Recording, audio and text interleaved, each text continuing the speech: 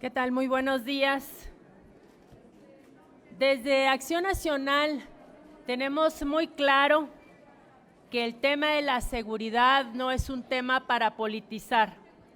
Todos los actores políticos, independientemente de colores, estamos obligados a ello.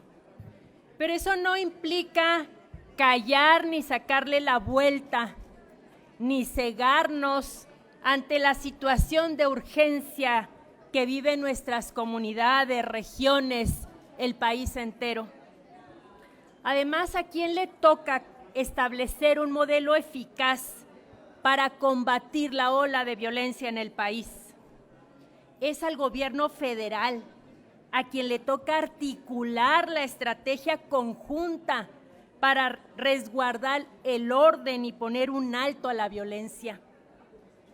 Sabemos que militarizar al país no es el camino, y es lo que ha venido sucediendo.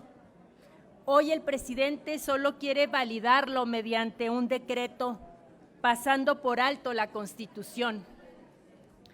La Guardia Nacional, en su estado de fuerza, tiene más del 80% de integrantes del Ejército y la Marina. Ha sido una simulación de parte del gobierno. No hubo una estrategia para que la Guardia Nacional operara un modelo de seguridad pública eficaz en el país. En efecto, todos los órdenes de gobierno deben hacer la parte que les toca. Todos debemos hacerlo. Pero quien coordina es el orden federal. Es en quien recae por competencia el resguardar el orden de la nación. En días pasados observamos la ineficacia o el cúmulo del disimulo de un gobierno que no quiere hacer su parte.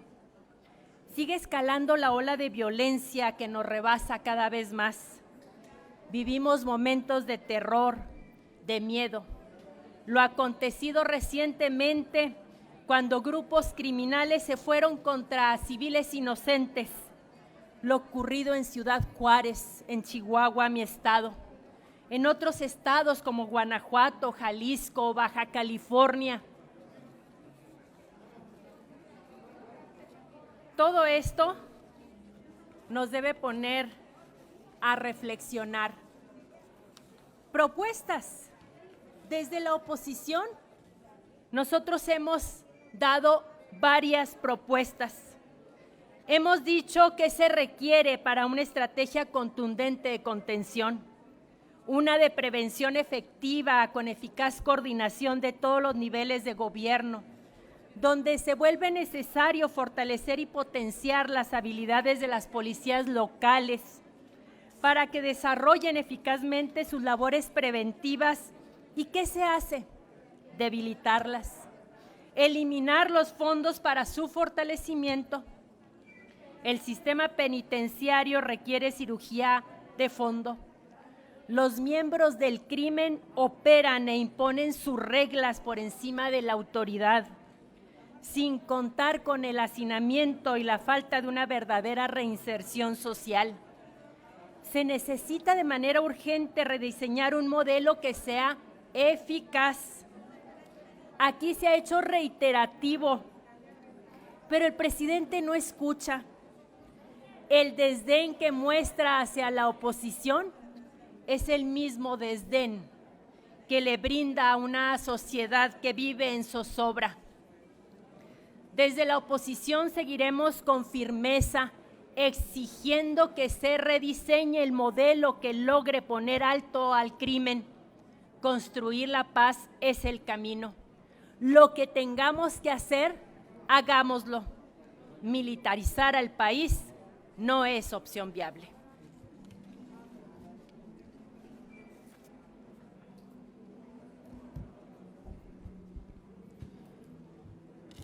Morena ha perdido el control del país y ha perdido el control de Baja California. ¿Por qué lo digo así? En mi estado, Baja California, hubo actos de terrorismo, así como vimos en diferentes estados como Guadalajara, Guanajuato y Chihuahua. Actos de terrorismo, cerca de 19 vehículos incendiados en todo el estado. en Tijuana, en Mexicali y en Ensenada. Un pánico generalizado por todos los ciudadanos y un gobierno totalmente omiso y no haciendo frente con una estrategia clara de seguridad.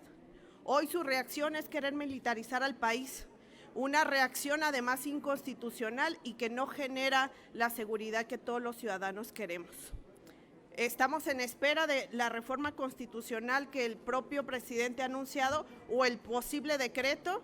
Sin embargo, esta iniciativa sobre militarizar también a la Guardia Nacional y pasarla a Sedena, pues es totalmente inconstitucional, pero además es falta de herramientas y falta de presupuesto.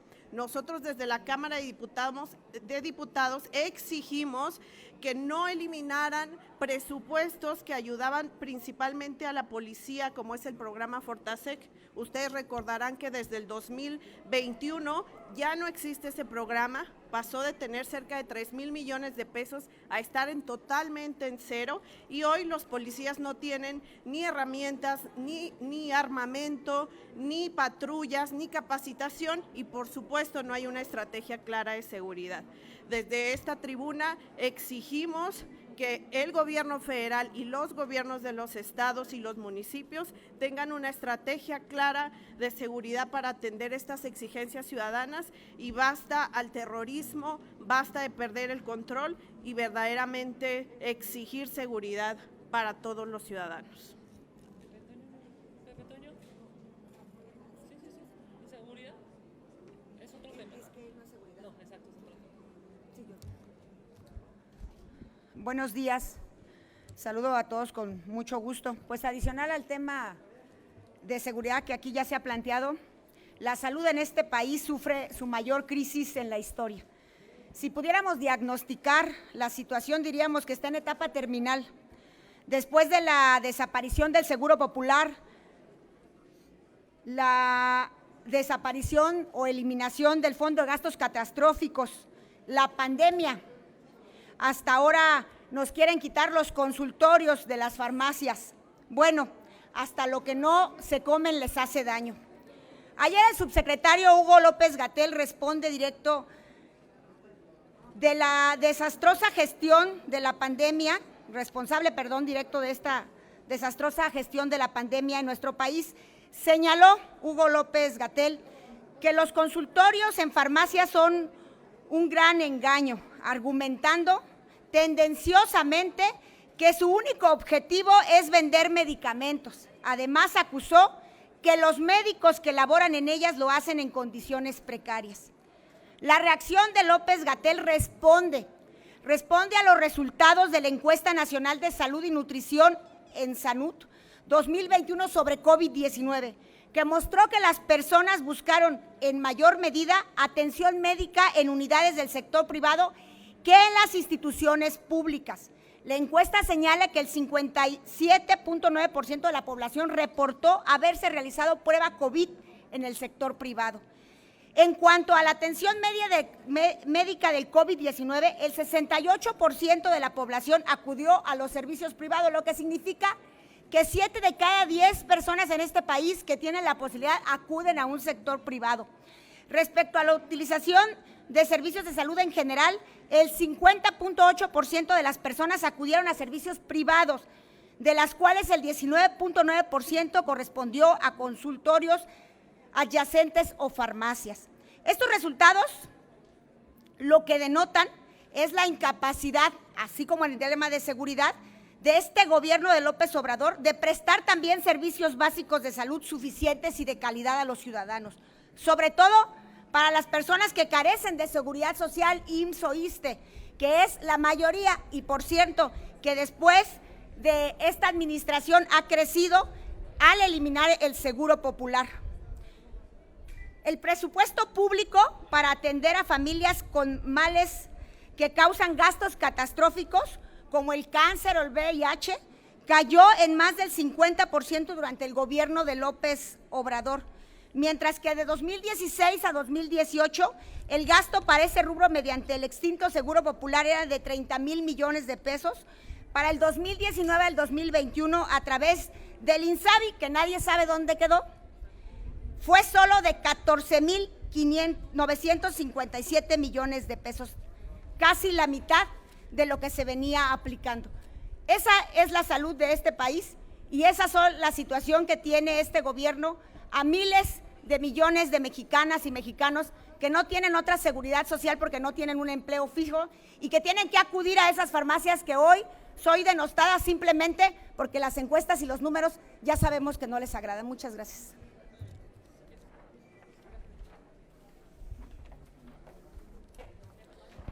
Muy buenos días. Saludamos a los medios de comunicación con mucho afecto, a quienes nos siguen a través de las diferentes plataformas digitales. Saludo con afecto a mis compañeras y compañeros legisladores. Ya se dijo aquí que en materia de seguridad vamos muy mal, en materia de salud vamos pésimo y en materia de educación no es la excepción, es un terror. ¿Y cómo no vamos a ir mal en materia de educación si lo peor que le pudo haber pasado en los últimos años a la Secretaría de Educación Pública pues fue tener a una titular que pasó de noche? Su gestión al frente de ella no realizó cambios de fondo en beneficio de la educación de este país. No tuvo logros tangibles. Consideramos que Delfina Gómez se va de la Secretaría de Educación por la puerta de atrás, totalmente reprobada, con un desempeño totalmente gris y una gestión profundamente mediocre, que no estuvo a la altura de la dependencia y que seguramente será recordada como la peor secretaria de Educación que haya tenido paso por la Secretaría de Educación.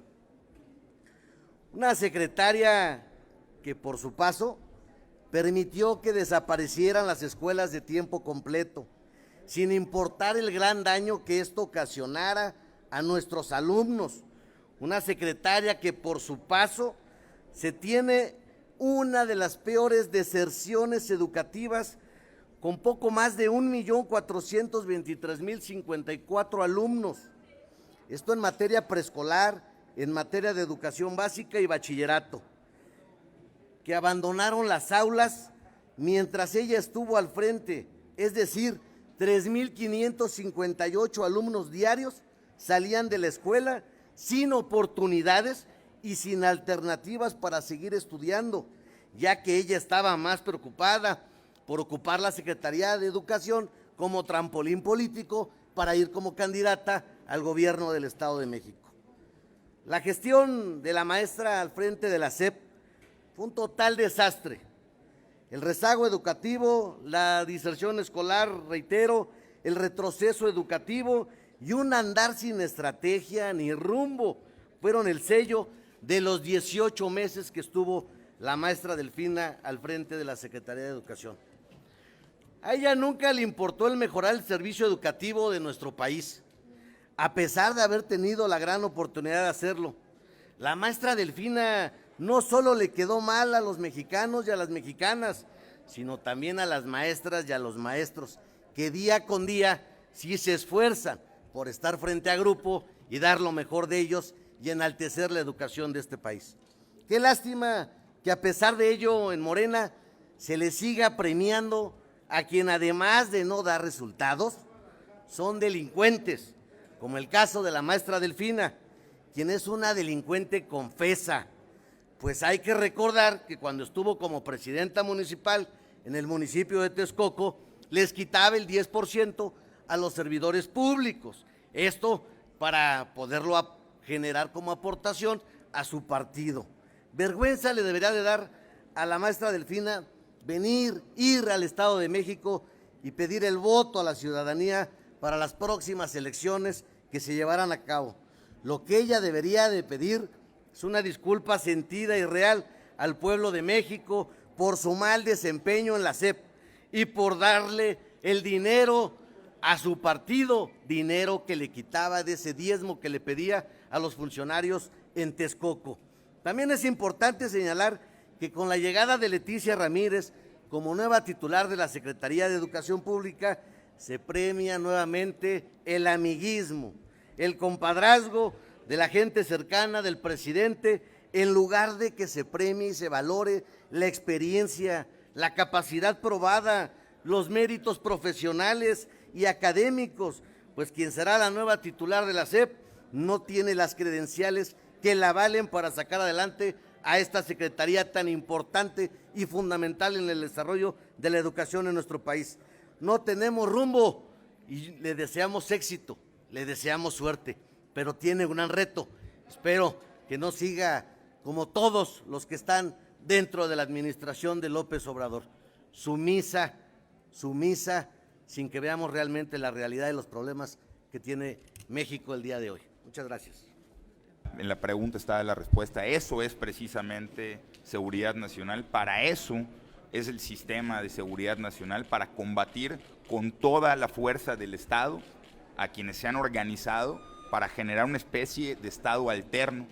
El concepto de seguridad nacional que consagra nuestra Constitución es precisamente para proteger sistemas de inteligencia, para proteger estrategias, no cuánto costaron los caprichos del presidente. La seguridad nacional no puede ser más un pretexto para evadir los reglamentos de medio ambiente, para evitar el cuestionamiento de los ciudadanos en obras que no les favorecen, para evitar cuánto ganan ingenieros en las obras faraónicas del presidente. La seguridad nacional es precisamente para articularse y combatir a quienes están amenazando el estilo de vida de las y los mexicanos. No cabe duda, este gobierno, lo dijimos hace 2 semanas, perdió la brújula del concepto de seguridad nacional, está totalmente enraizado en cumplir caprichos y no en cumplir obligaciones. Su primera obligación es que cada mexicana, que cada mexicano pueda cumplir con su destino, pueda cumplir con su vida sin tener miedo. El concepto de seguridad nacional es precisamente para proteger nuestro territorio ante cualquier amenaza. Sí que le hacer este llamado para convocar al gobierno que considera este problema de combate a la delincuencia organizada como seguridad nacional. No, a ver, el gobierno desde luego que lo tiene que hacer, insisto, la estrategia de seguridad, la estrategia para combatir el crimen organizado es lo que encuadra en el concepto de seguridad nacional. Es lo que tendría que hacer en sus mesas, estar estableciendo sistemas de estrategia, adquirir todo lo que necesite, todos los instrumentos materiales y de inteligencia para combatirlos. Sin embargo, el presidente ha reducido el sistema de seguridad nacional a 2 conceptos fundamentales: corrupción, para que sea tapadera de sus caprichos, y abrazos y no balazos, que es un discurso por mucho rancio que no ha dado resultados. Por supuesto que el gobierno se tiene que replantear el concepto de seguridad nacional, y por supuesto que el gobierno tiene que hacerse de todo lo que esté a su alcance, más allá de los conceptos, que está de más decirlo, por supuesto que sí, para combatir realmente a estas células del crimen organizado. Y es que si no reconoce la realidad, pues también va a desconocer el diagnóstico y la forma de atacarlo de manera contundente. El gobierno ha optado desafortunadamente desde el inicio por ver una realidad alterna, por ver una realidad que no existe, un metaverso, se diría actualmente, donde solo existe la realidad que todos los días quiere ver el presidente y dictarle a sus funcionarios.